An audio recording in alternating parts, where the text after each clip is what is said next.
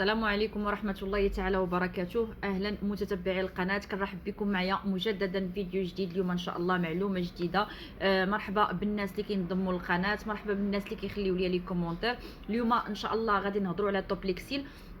بحكم بان هذا الجو كيف ما كنعرفوا راه كاين البرد، كاين يعني اغلبيه الناس الكبار او الوليدات عندهم مشكل ديال السعال او لا مشكل ديال لاتشو او لا مشكل ديال الكحبه. فغنشارك معكم اليوم هذا التوبليكسيل، واحد الشراب اللي هو زوين، واحد الشراب اللي هو كيتعطى الناس اللي عندهم السعال الجاف، يعني اللي عندهم الكحبه خاويه او لا اللي عندهم الكحبه ديال الحساسيه. كيتعطى بالنسبه للناس الكبار، وبطبيعه الحال الوليدات اللي عندهم اكثر من عامين، يعني اللي عنده اكثر من عامين غيمكن ليه يستعمل هاد توبليكسيل سيرو. اللي اقل من عامين فما ننصحوش بهاد توبليكسيل. خذوا بطبيعه الحال بزاف ديال لي سيرو اللي كاينين بالنسبه للوليدات اللي عندهم اقل من عامين. وديجا راني شاركت معكم بروسبون حتى هو مزيان للوليدات. غادي نهضروا على الثمن ديال توبليكسيل. اول حاجه فهو الثمن ديالو كيدير 15 درهم 70. طبيعه الحال فيه غير موديل واحد كيف ما كتشوفوا. هاد الفلاكون اللي فيها 150 ملي. طبيعه الحال لاديلت او لا الناس الكبار غادي ياخذوا واحد 3 كويير في النهار، يعني معلقه في الصباح وكويير في الغداء وكويير في العشاء من مورا الماكله بطبيعه الحال. وبالنسبه للوليدات الصغار فغادي ياخذوا كويير صغيره 3 المرات في النهار من مورا الماكله. فكيف ما قلت لكم البنات، فهاد التوبليكسيل فهو كيخفف علينا هذاك السعال الجاف والسعال التهيجي، يعني السعال اللي كيكون سيرتو ديال الحساسيه، والسعال اولا الكحبه اللي كتكون في الليل، لان الاغلبيه هاد الكحبه الخاويه اولا لا توسيش كتكون بزاف في الليل. هذاك الشيء علاش كنصحوا يعني قبل ما تنعسي ضروري تشربي الماء، ضروري يعني بالنسبه للوليدات او الناس الكبار ضروري ياخذوا الماء في الليل. وتاخذوا بطبيعه الحال كيف ما قلت لكم واحد الكويار ديال توبليكسيل. بالنسبه للناس اللي ما يقدروش ياخذوا توبليكسيل فهما الناس اللي غتكون عندهم حساسيه من بعض المكونات اللي كاينه في توبليكسيل، وكذلك الوليدات اللي عندهم اقل من عامين فبطبيعه الحال ما غاديش ياخذوا توبليكسيل.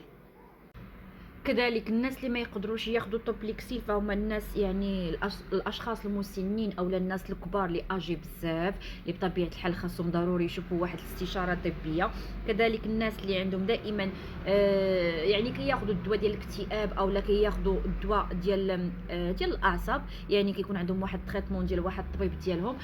ما يقدروش ياخذوا توبليكسيل. علاش؟ لانه فيه واحد الماده اللي هي شويه كترخي وشويه كتنعس، الوغ مع الدواء ديالهم الاخر يمكن يدير لهم واحد الحاله اللي يقدروا ينعسوا فيها بزاف. كذلك الناس اللي عندهم البروستات هما ما يقدروش ياخذوا توبليكسيل. الناس اللي عندهم يعني مشاكل ديال القلب ولا لا طونسيون فحتى هما اكيد غادي يتفاداو توبليكسيل حتى يشوفوا الميدسان ديالهم. هنا وكيف ما قلت لكم بطبيعه الحال الوليدات اللي عندهم قل من عامين. هنا هضرنا على طريقه الاستعمال. غادي نهضروا على بالنسبه للسيدات اللي كيبقاو يسولوني على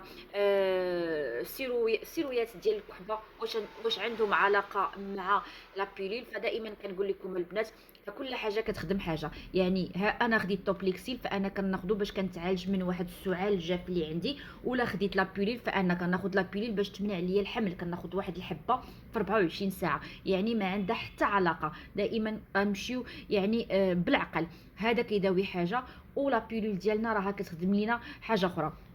نعاود ناكد لكم بانه الثمن ديالو كيدير 15 درهم 70، ويمكن لكم تاخذوه الناس الكبار والناس الوليدات الصغار اللي عندهم اكثر من عامين. والتريتمون بطبيعه الحال كيمشي واحد مده ديال اسبوع. دائما التريتمون ما عمرنا ما كنشدوا التريتمون ديال واحد نهار ولا يومين وكنقولوا ما قداش لينا. دائما الدواء ديالنا كيمشي مده ديال اسبوع. ودائما كنقول لكم بان 50% كيكون بسيشيك و50% كيلعب الدواء اللي كناخذو. بالنسبه للناس اللي كيسولوا واش يمكن الناس اللي كيكميو او اللي كيدخنوا واش يمكن لهم ياخذوا توبليكسيل، بالنسبه للناس اللي عندهم اللي كيديروا يعني اللي كيدخنوا اولا التدخين يمكن لهم ياخذوا التوبليكسيل، بحكم بان كتولي عندهم واحد الكحبه بحال الشكل ديال الحساسيه، يعني من كثره ديك الكحبه كتولي عندهم حساسيه فيمكن لهم ياخذوا توبليكسيل. توبليكسيل كيخفف عليهم شويه هذيك يعني ديك السخونيه اللي كتكون في الصدر، وياخذوا واحد التريتمون ديال تقريبا اسبوع حتى هما. فانا هذا هو الفيديو اللي بغيت نشاركه معكم.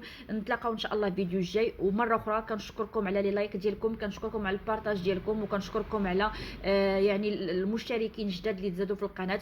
شكرا لكم بزاف، ونتلاقاو في الفيديو الجاي والسلام عليكم.